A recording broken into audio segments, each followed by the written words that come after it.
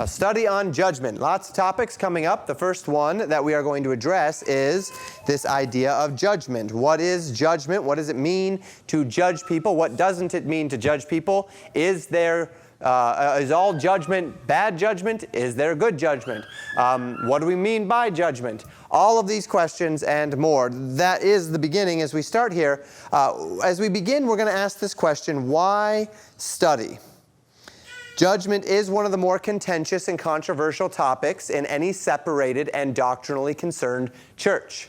And I say it that way because really what has often been the line of separated and doctrinally concerned is the line when people begin to try to reconcile this idea of judgment. And when we come to the idea of judgment and we say, all right, judgment means I can't assess or confront about problems that I see. You do you, I do me. At the point that you do you and I do me, what is accountability at that point? Is it just about the absolute explicit things that we can find in the Scriptures? What if we don't agree on those? Do we just have to avoid all those things? And if we're avoiding all of those issues, then what about those issues? If we're not talking about things, then how do we stay, how does iron sharpen iron? Commands both to judge and not judge are certain things in the Scriptures, right? We also see the emotional nature of interaction surrounding truth and its application. We can feel judged when we're not being judged. You all know that. That's actually somewhat common in separated churches. Ours is no exception. Someone comes in and we have standards. And because they are outside of that standard, they feel uncomfortable. And there's a tendency to blame the standard bearers for that discomfort. Even if the standard bearers don't feel any necessary discomfort around you, have not asked you to change, and are not interested in asking you to change, the fact that you feel out of place can add to a level of discomfort, and it can be interpreted emotionally as judgment. Disagreement. If we have disagreements, and those disagreements are on issues of character. So it's one thing if we disagree on aspects of theology, right? Where, I think something, you think something, but it's all kind of in the ether anyway. But what happens when you and I disagree about things that touch us, right? That touch the way we live our lives? How is it that you and I can disagree on something that touches the way we live our lives without feeling attacked or interpreting attack? And it used to be that we could do this, but we live in a culture now that can't. We have to take sides, and anytime you disagree with me, it is an attack on me. Or anytime I disagree with you, I'm attacking you. But that's not the way it's supposed to be. And then we see that as judgment. That because you don't like the way I live my life, or because you are telling me that the manner in which I am living, the way that I'm living my life is not best, or is perhaps has dangers, or whatever the case may be, that means that you are inherently judging me. And we may both feel very strongly about these things. And you say, okay, well then there's that. But then there's the idea that, maybe I am. Maybe what I'm doing is I'm actually opening the Scriptures and I'm saying, how do you reconcile it? And as I do that, you say, stop judging me. And I say, it's not me judging you. It's the Bible judging you. How do I talk to someone about something the Bible says if I can't judge when they're doing it? Can I not confront a brother in Christ and say, you need to stop this because the Bible says you need to stop this? And what would judging them look like versus helping them look like? What would accountability look like versus judgment when it comes to the Scriptures? Or is it never judgment as long as I can go to chapter and verse? I can smack someone over the head with this thing anytime I want and say, nope, I'm not judging you, because I can go to chapter and verse.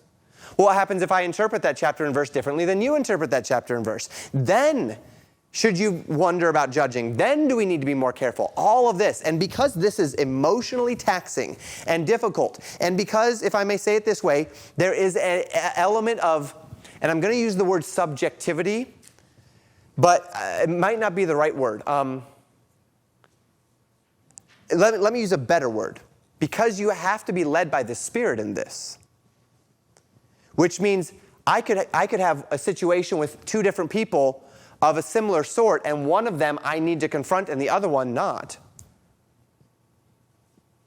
Because there is a measure of subjectivity to this, it becomes difficult. Because these interactions have to be clothed with love, and that means emotional investment and also a lot of emotional exercise. It's a whole lot easier just to lay down a set of rules, say conform or go away, or lay down no rules and say do what you will, or have both. Fine, you're fine here, you're not okay here, and then that middle ground, just avoid that stuff with everything that's in you. Because that's going to mean emotional investment, it's going to mean exhaustion, it's going to mean disagreement, and those things are going to mean people leave, and it's going to, it just gets messy, right? It's going to, could put a wedge between relationships and friendships and family and whatever else. And I remind you again, as with all things interactive, success only comes through humility. If we are going to have a church, if you're going to have interactions with family, with friends, with those in the body of Christ, if you're going to have interactions that will be on a right plane, where you and they are both rightly related to judgment and accountability, to both sides, to not judging some things but judging other things, all of those things, if you're going to have that, then you are going to first have to step into every assessment and every interaction with a determination to be humble. And if both people have that determination, then it will be okay. It may not, and it will be okay does not necessarily mean that you'll agree. Does not necessarily even mean that you will be able to walk together in a close fashion. Someone might come in, and we have a wonderful, humble conversation one with another, and at the end of it, they have to go their own way. But if they do end up doing that, it would be because the Spirit says go, and it would be with absolutely no hard feelings, only love and respect, and a recognition that there's not going to be a symbiosis there, but there can still be a love, right, and a respect. So keep humility in mind as we talk through these things. Let me see here. Why is this not? Oh, maybe that's why.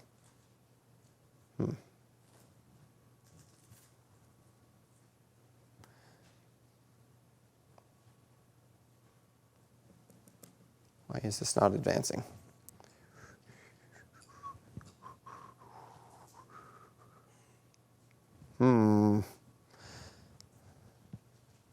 Okay, well, we'll figure it out.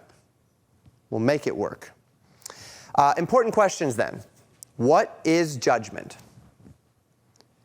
And just as important, what is not judgment? What does judgment not look like? Can a person think or say someone is doing wrong without judging them? Is that even possible? Is there ever a time or a context when judgment can take place, where it's biblically okay to take place? And if judgment can take place, does that mean it should take place? What other important questions might come to your mind Are there any others that kind of come to your mind immediately that are worth thinking through, or things that have been on your mind, or things that you know you've experienced before where people have struggled with? What other elements of this area of judgment have you experienced, or are you contending with that you would be willing to add to the conversation?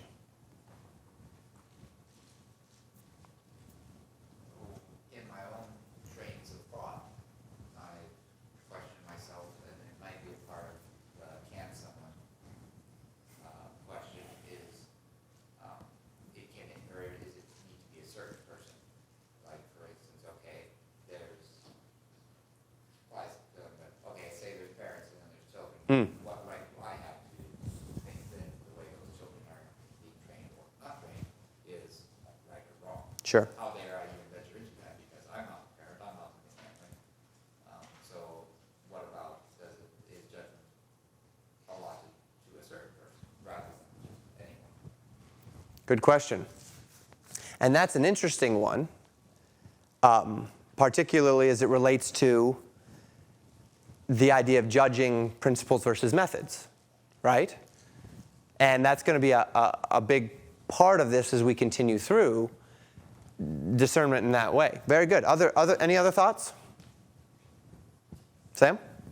Well, I think it factors into more the person asking these questions, but kind of the idea of the plank in your own eye. Yep. Handling that and making sure that you've checked all the boxes in a sense before you get to the point of you as judge. Yeah, and that's actually where we're going to start. In most ways, Matthew 7, the judge not that you be not judged, is the big monkey wrench in the whole system. Because we see a lot of things about discerning truth and this, but then we have this phrase that Jesus used, judge not. If we didn't have that phrase, we wouldn't be debating this at all. Because really, there's no other exhortation other than the scope around Jesus' teachings there, which we find in Matthew, Mark, and Luke in one way, shape, or form. But it is really the scope of Jesus' teachings in that area, in that context, that forms the only monkey wrench to judgment. But we know it's put there for a reason, right? It's supposed to be there, but so is everything else. And this is where we have to walk that line and reconcile, because we know that the Bible doesn't contradict. We know that it's not, and this is, especially when you think of Matthew 7, you get this the debates about what it means and what it doesn't, and we'll talk through all of that, and think through some of these things. But when we think through that idea, you get the people that are on one side and you get the people that are on the other side. Nope, we can judge as long as we get the mote out of our eye first. And then others saying, yes, but he says judge not, right? And we go through those ideas. There is a way to reconcile it all, and we have to find it. That is what we do. This is how you interpret, right?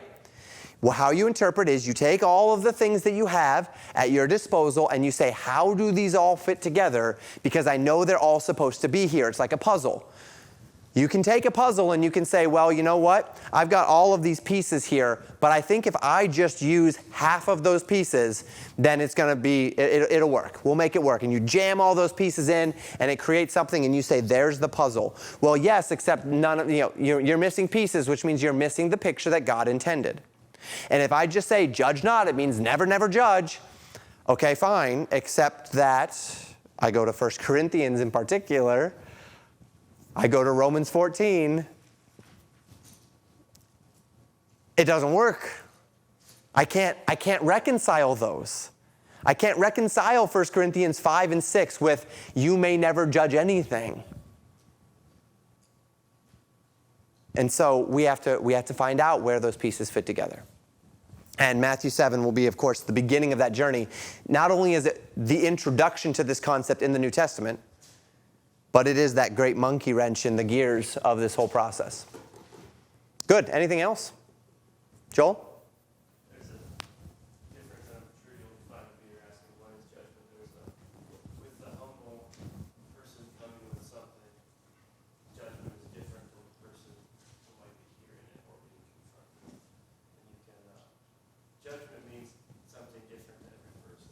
Right.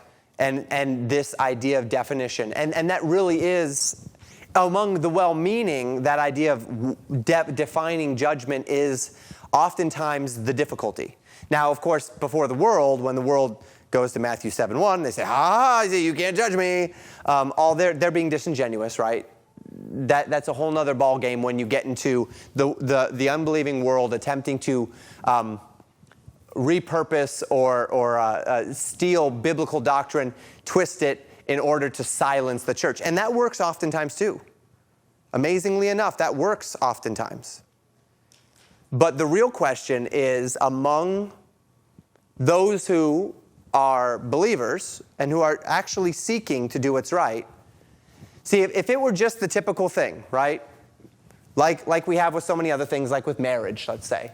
You know, marriage is something where the unbelieving world says something different, and yeah, there's a portion of the church that's gotten caught in that, but the true church looks at that and says, that's because they got lost in the world, right? And there's such a clear distinction between what the Bible says marriage is and what the world says marriage is, that there's not a lot of debate, there just has to be teaching. But judgment is not one of those issues. Right? We really have to define it. We have to understand what the Bible says. If I was to go to you with both having the same mindset and maybe exhort or try to guide you in something that I see in your life, you and I wouldn't call that judgment. But someone looking in feels intimidated by that, would call that be judgment. Right. Exactly. And so then this does become an issue where once we know what judgment is, and I say we understand how to practice and not practice it, how to avoid what needs to be avoided and not avoid what doesn't need to be avoided.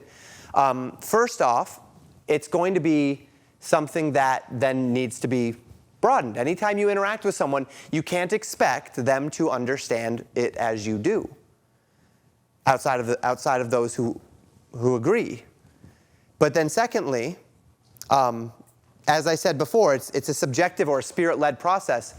It will take a constant renewal with each interaction and with each relationship to understand where they rest. And where they rest, how they understand, where they are in their Christian life, all of those things will factor into the extent to which I may or may not speak up or not speak up, direct or not direct. And this, as we'll see in Romans 14, will also factor into the weaker brethren principle. Where is their faith? Where is my faith? So that when we see in Romans 14, as it relates to the eating of meat, let not him that eateth despise him that eateth not, and let not him that eateth not judge him that eateth. So here's a man who has a true conviction about the nature of the Word of God and his expectations in it. And those convictions are real and they're valid. But he cannot judge the brother who's not living and walking that way in that issue. And he has to know that too. He has to know that too. And that may change between him and that brother and him and another brother, who, in a case where there is a commonality of recognition of doctrine, well, then you're not living up to what you believe about that doctrine. Now I get to hold you accountable. Because you and I agree that we should not be eating meat. We agree on that doctrine. We agree with this place, and there you are doing something that you know you should not be doing in faith. And I'm going to hold you accountable to that until you tell me that this is no longer the faith that you hold. And then we can reassess this relationship. Wow, right? So on a relationship-to-relationship basis, this could be different. And I'm getting way ahead of myself here, but this is why it's difficult. And this is why the church says, let's just avoid this. We're not going to get through it all tonight. Probably not next week or even the week after. So if you have questions, if you have thoughts, if it's not particularly relevant to the moment and you feel like you're going to derail me, write it down. And either we get to a point where I say, well, that's it. And you say, wait a minute, my questions aren't answered. Or we come to the relevant point, and then you bring your questions or your comments. So this is going to be something where you'll want to be invested in the whole process, thinking through it, asking questions, giving a lot of back and forth. I'm going to try to do this a little bit differently. And what I mean by that is I'm hoping to be a little bit more, I'm really bad at this, but I'm hoping to be a little bit more of a moderator than a teacher. Now, there's always a little bit of that on Tuesday nights in Sunday school. But I'm hoping not to just give you, but rather to kind of, for us to walk through it together. You give your thoughts, I give my thoughts. And the good teachers in this regard are able to allow for that moderation while still guiding it into the direction that it needs to go. And that's where I'm not skilled. But I'm hoping that throughout the course of these weeks, not just in this, but in all of these issues, I'm going to try to practice that a little bit. Where I'm moderating, but I'm control moderating it into the direction that it ought to go, while simultaneously allowing you all to bring the thoughts to bear. Good. Yeah, I'll need to fiddle with this before next time, but...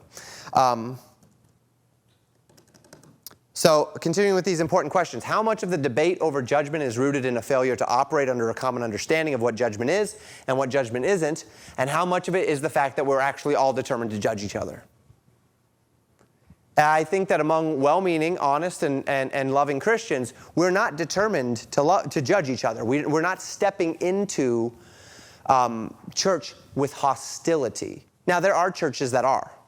And our movement has a tendency to that end of kind of being a hostile group, not our church directly, but our movement, of being a hostile group that is looking for fault and is troubled when we see things that are outside of our wheelhouse. But as a general rule, Christians aren't there. We're not looking for that. We're not looking to pick fights. We're not looking to make people upset. We're not looking to tear people down. So how do we walk that line and not either become people that are looking to tear other people down, because that can be developed in us, but also not just ignore problems, because we don't want to judge. Who am I to judge? Maybe you are to judge. And we'll try to work through that. So that's the why. Anything else as far as the why? Justifying our time. Joel. As it relates to what is judgment, right? As that term is so broad, it's used as really saying, oh, that movement needed good judgment, or it's used in sending people to hell. So Right. as you go through this, if you define for everybody kind of what the word judgment is, because it's kind of huge. It is huge. And there's two aspects to that huge. The definition of judgment can be varied and multiple. And the first thing is the Greek. And I warn you with this. When you study and you have a Strong's Concordance, or you have a whatever you might use, a Thayer's, and you go to the definition, you say, okay, this is the definition. Well, remember, God did not inspire Strong's. Right? God did not have the Old Testament, the New Testament, and then a bunch of study resources all inspired by the Word of God. So where did Strong's or Thayer or BDAG or whoever, where did they get those definitions from? Can anyone tell me? Where did those definitions come from?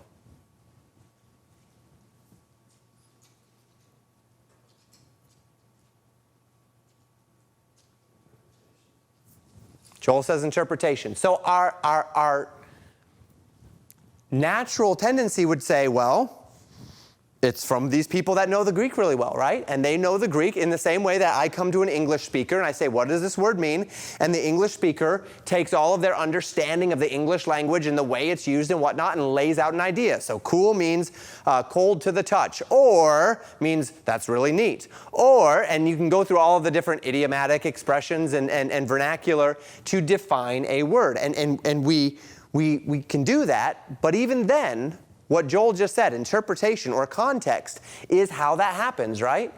Strong's and these men, it's not inherently that these were men who knew the Greek so very well. See, because in many cases, what we find is if I go back to classical Greek, there's a resource called Liddell and Scott's, and it's a classical Greek lexicon. And when I go back there and I start looking at a Greek word to get a bigger flavor of what that word means, I'll find things in there sometimes that are very helpful. Oh, yeah, the Bible doesn't use the word in this way, and it means that. And that kind of makes sense. It derives from this idea. Okay, that gives me more fullness. And the word that I like to use as an example for this is the word meekness. If we look at the word meekness, when I went back to the Liddell and Scott's, when I was in seminary and I was looking at the word meek, it talked about, and I don't remember where it's from, most of Liddell and Scott, it comes from classical literature like Socrates and Plato and Homer and whatever else, right? All of those classical Greek writers. And that it was in Liddell and Scott's, and I don't remember the classical writer, who connected the idea of meekness to a fire. That a fire in a fire ring was called meek because it was under control, right? So it was described as a meek fire. And that kind of connected some dots for me. Aha, strength under control. All the potential is there of the fire. All of the power and all of the danger and all of the things that fire entails is there. But because it's in this ring, it is under control. It's meek, right? It's a meek fire. And that helped me. But as a general rule, even that, what am I doing? I am reading texts. I am seeing how the word is used in texts, and then because I see how the word is used in context, that gives me a fullness to define. So then if we want to know how judgment is defined, when Jesus says, "Judge not, lest ye be judged," how do we define it? How did Strong's or Thayer's, how did they define these biblical words? They went to every place the word was used, they looked at the context, they understood how it was used, and they glossed it. They gave the flavor of it based upon the context. So you can do that too. And you'll find if you do that, you're not always going to agree with Strong's. Or at least not on the order of things. See, because Strong's will have a 1 and a 2 and a 3, or Thayer's will have 1, 2, and 3. And you might just take that first definition and run with it and realize, oh, by and large, actually, that third definition is the one that I see used more often. Not necessarily number one. Number one might be the most literal, but not really the most idiomatic or the most contextual many times.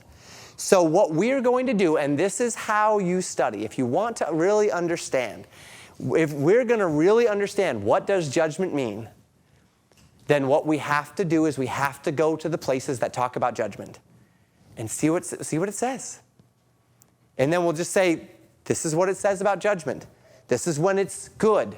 This is when it's not. This is when we shouldn't do it. This is when we should. This is the spirit in which we shouldn't do it. This is the spirit in which we should.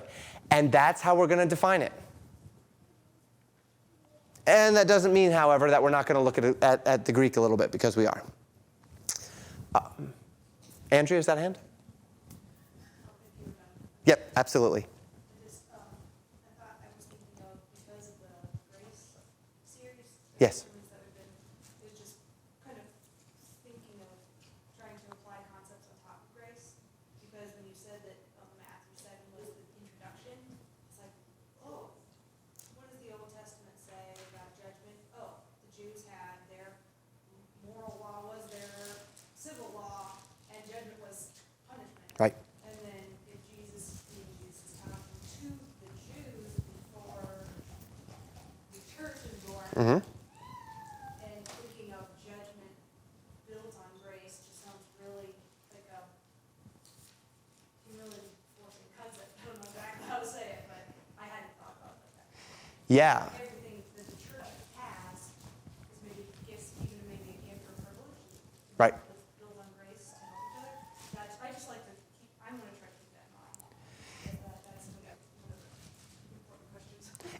It's a really great concept, and this is going to come up too. Nathaniel asked the question, which we're going to answer a little bit in this series, but I'm also going to preach on it next Sunday night, because I have to get it into the Hebrew series. And what Nathaniel asked in relation to the up and coming judgment series is, if grace is this free gift, and you get it all, right? Grace is not a part thing, as we've talked about in our series, but all of Hebrews is about the day of judgment, when we will answer for the things we've done in our bodies. How does that comport with grace? How do we fit those two together? And we're going to talk about it in this series so that we can talk about it. And it would have been nice to get through it tonight, because then that could have factored into me preaching on Sunday night, knowing where to go with it a little bit perhaps because of what was said. But it's so important as I thought through that, particularly because of the nature of the book of Hebrews, where chapters 2 and 4 and 6 and 8 and 12 are all warning us about the fearfulness of judgment and the necessity of obedience. How do we comport that with what I've been teaching you on grace? And so I want to go through that, but then as you said, which is kind of a little bit of that, but beyond that, which is we go back to the Old Testament, and the Old Testament can help us understand some concepts of God as it relates to grace. Because God is the same God, right? And he was gracious in the Old Testament as well. The law was not gracious. The law had no grace in it. But God had grace. And so we can go back, and with many theological concepts, you don't want to start on Matthew 1:1. You want to start in Genesis 1:1.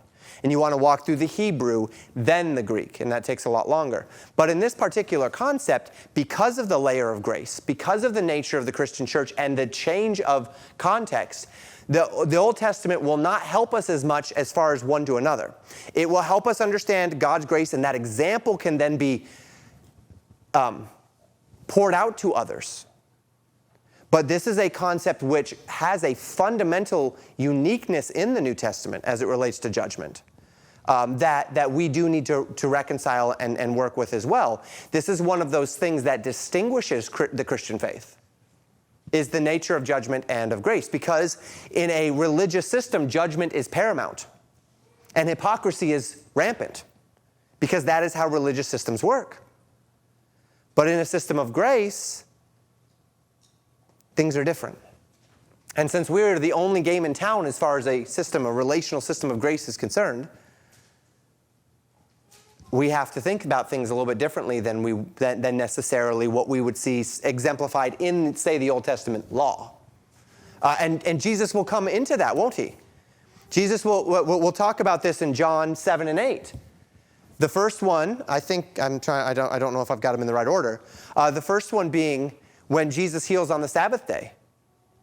And they're angry at him, and Jesus says, "You're condemning me for healing on the Sabbath day, but if a child is born on the Sabbath, and on the 8th day he's circumcised, will you circumcise him on the Sabbath?" Absolutely you will. So how come you can cut flesh on the Sabbath day, but you can't heal flesh on the Sabbath day? And then the second one will be the woman taken in adultery. And they'll bring and say, cold hard facts, this woman was caught in the very act. And Jesus says, "Let him who is without sin cast the first stone." We've got to reconcile with that. What's Jesus teaching there? Where's he going with that? What is he calling us unto? What are we thinking about? So all of that will factor in. And then the question is, should we go back to the Old Testament? How far should we go back? Unto what end should we go back? And where will that help us? Because we don't want to just ignore the Old Testament. But we have to relate ourselves properly to it. And in this case, I think we need to understand the New Testament concept before we start working backwards. Usually we'd say go from the Old Testament into the New. In this case, we might need to start at the New and work our way back. Good. Excellent point. Sam? So this is just kind of a thought that kind of came off of a little while back. You were talking about the brother that eats or doesn't eat when it comes to meat. And it kind of ties in a little bit with what Daniel was saying versus talking about authority structure built into this. And this is a little more about how this works itself out. But it brought to mind Paul talking in Galatians 2, verse 11, where he's talking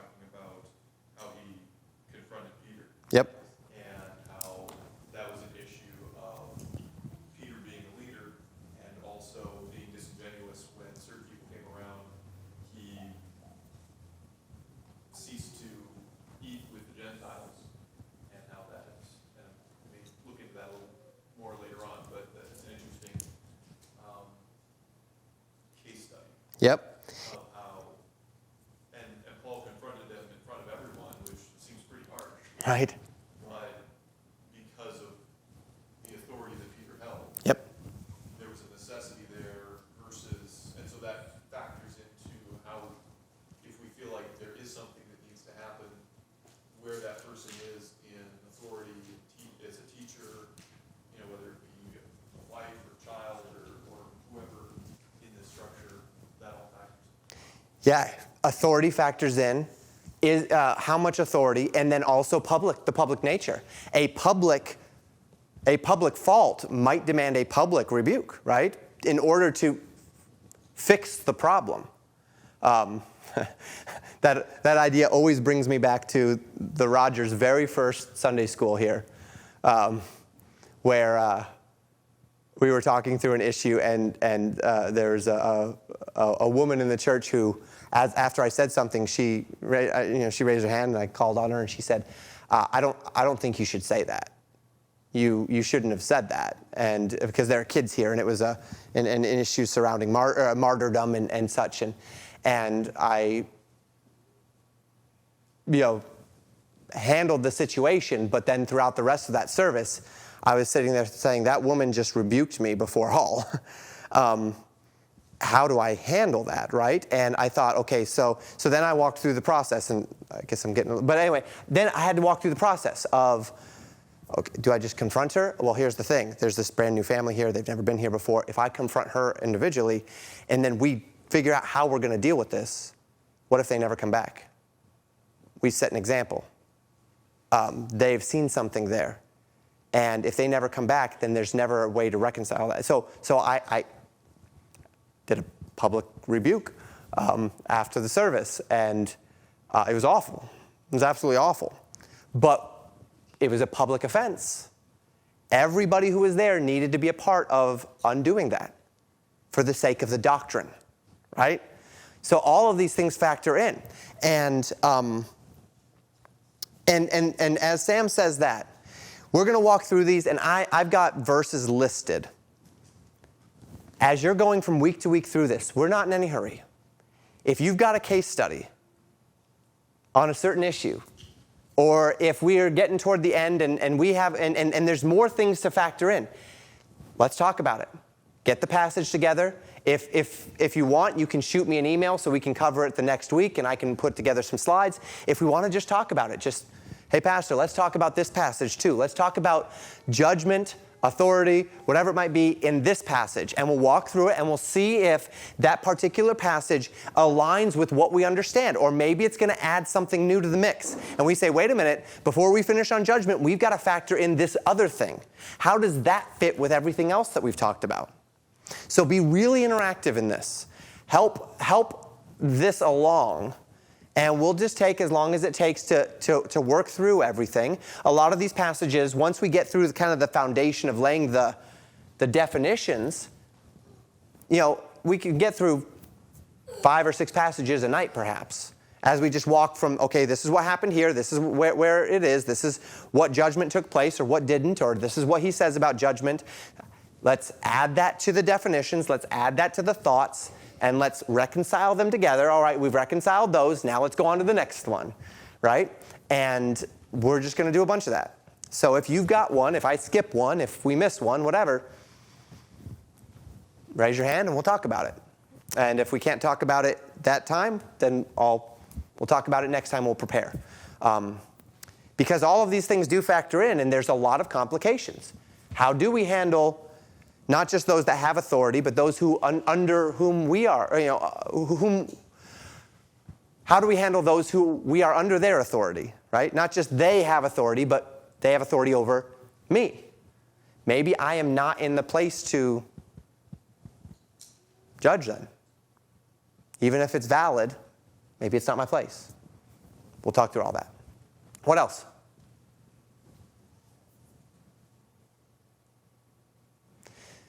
So we've basically dedicated the entire night tonight simply to figuring out where we want to go with this, right? And discussing the nature of it. And that alone gives us insight into just how complicated of an issue this is. And in that this is a complicated issue, don't expect that we're all going to agree on everything. We've already talked about approaching it with humility. And then after we've approached it with humility, there might need to be a nice layer of grace that overshadows it all. And then most certainly among those with whom, as you take these things and you go live them, with whom they'll interact. So we've got 10 minutes left in our typical time.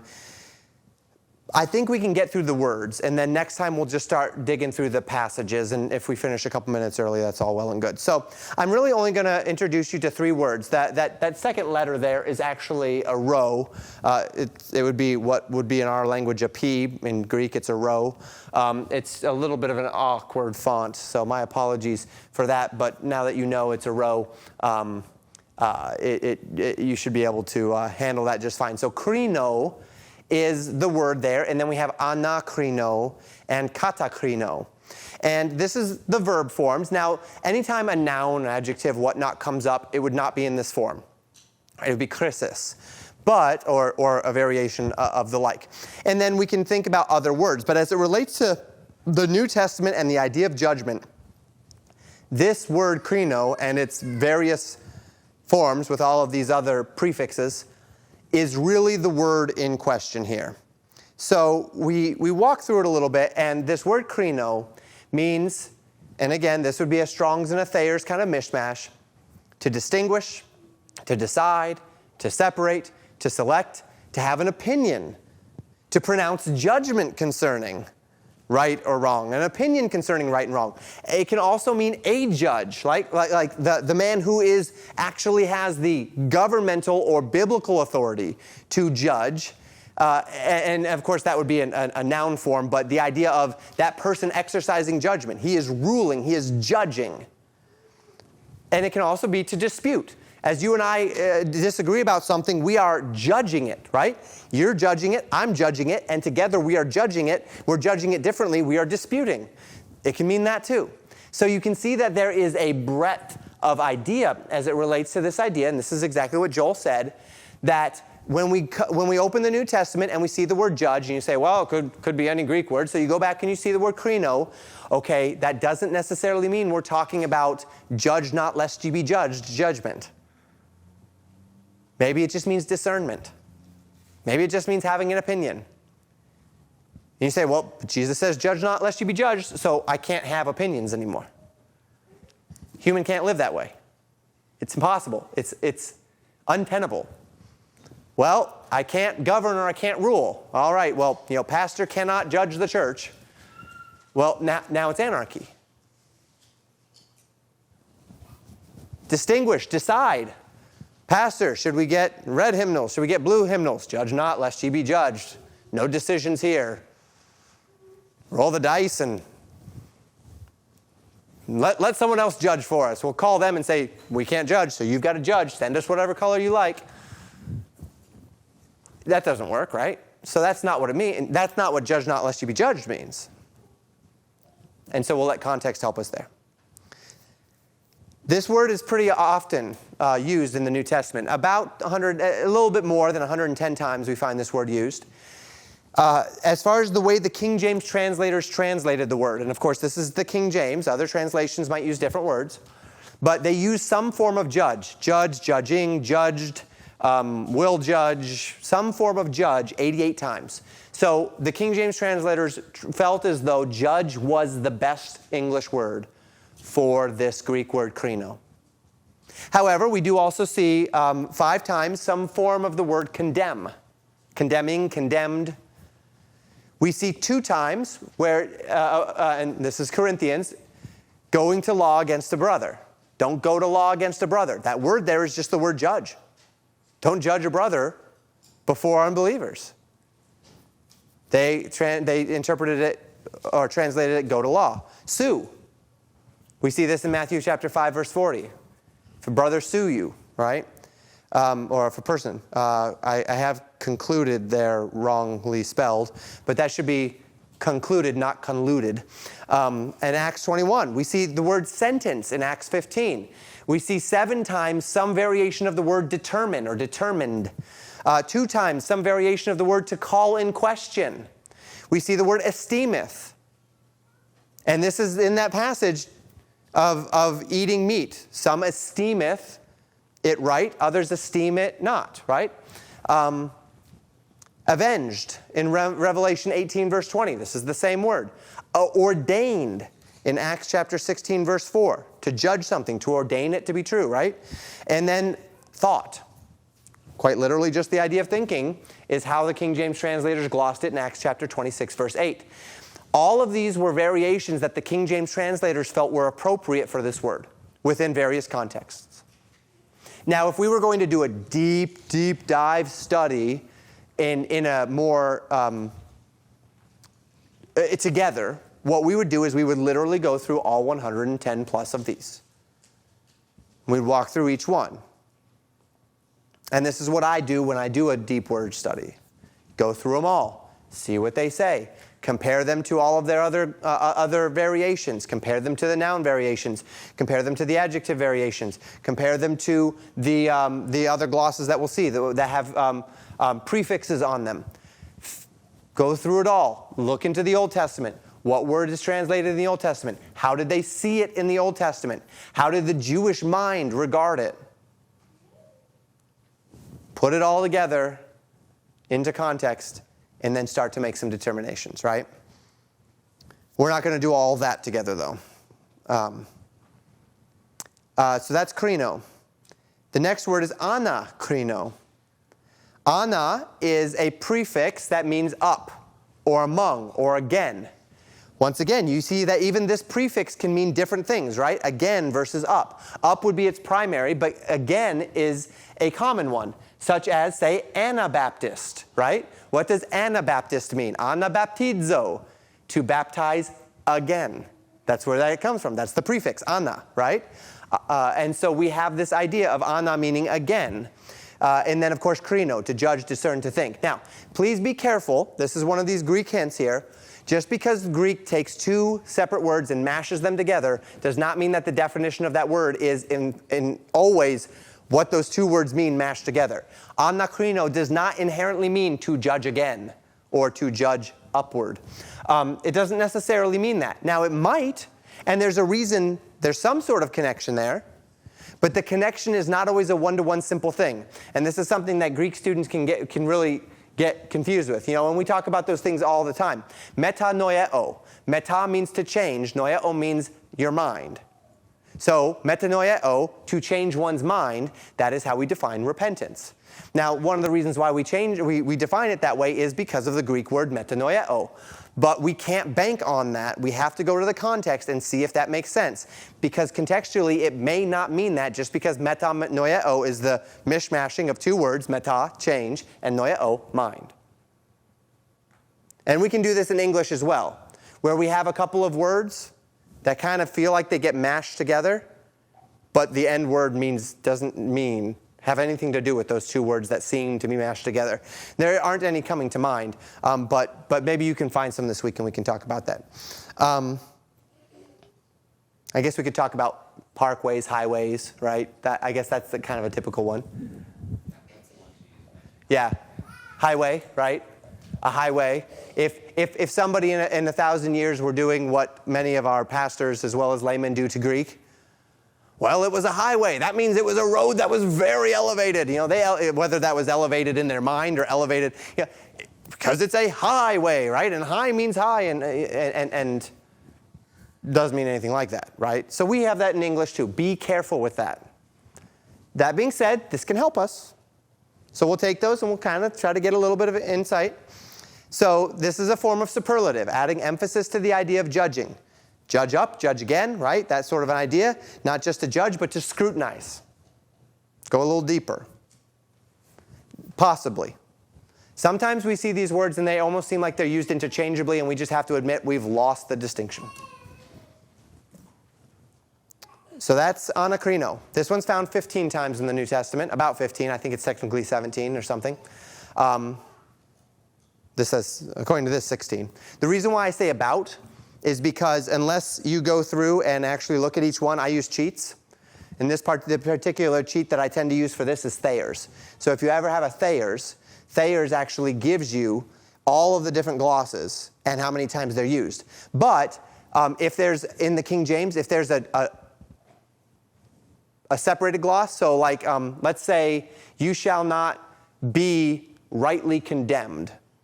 He might have be and condemned as separate. Be one time, condemned one time. And so if you say, 117 times, well, yeah, except be and condemned are actually the same usage. But Thayer might break them up.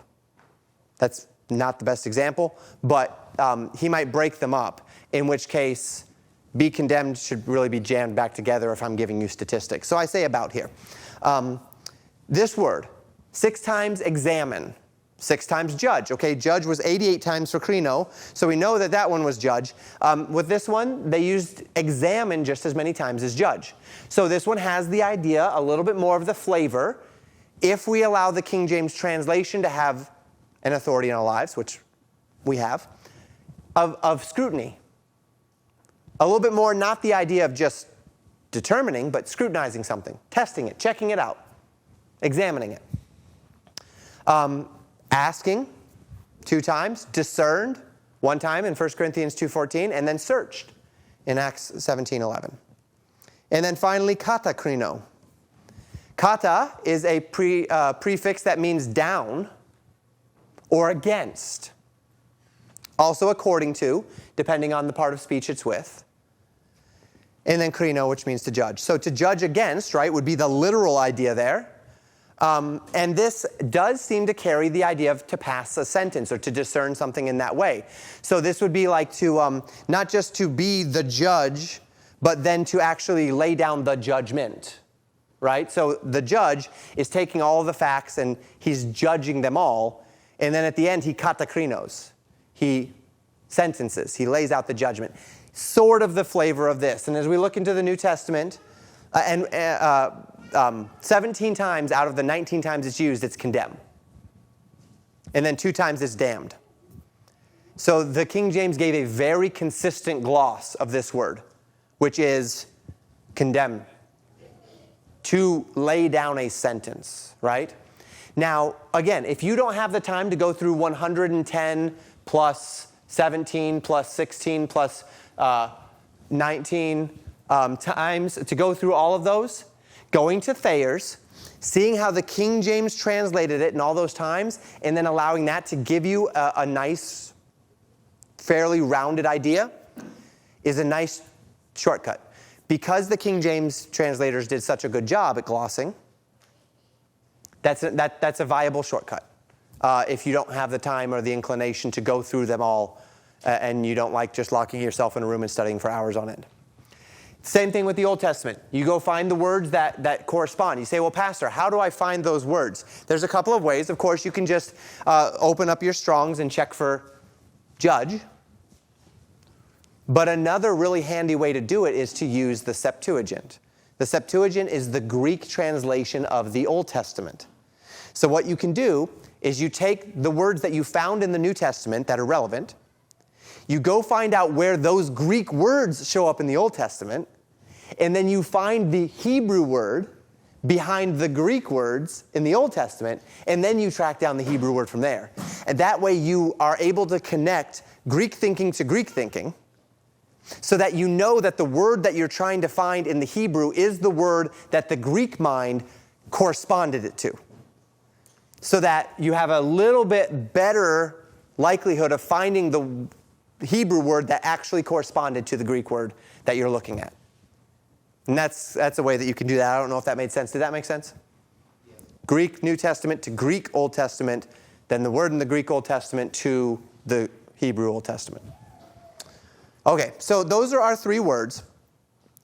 Krino, anakrino, katakrino. These are the 3 that I'm going to focus in on. Not necessarily all the word judge, but those will be the 3 variations of the word that I'm primarily going to focus in on. As we continue the study, a couple more might bubble up to the top, and we'll talk about them, add them to the list, and then work on them as well. But those are the 3 variations that through my study have bubbled up to the top as being most relevant to the topic at hand. Any questions on the Greek?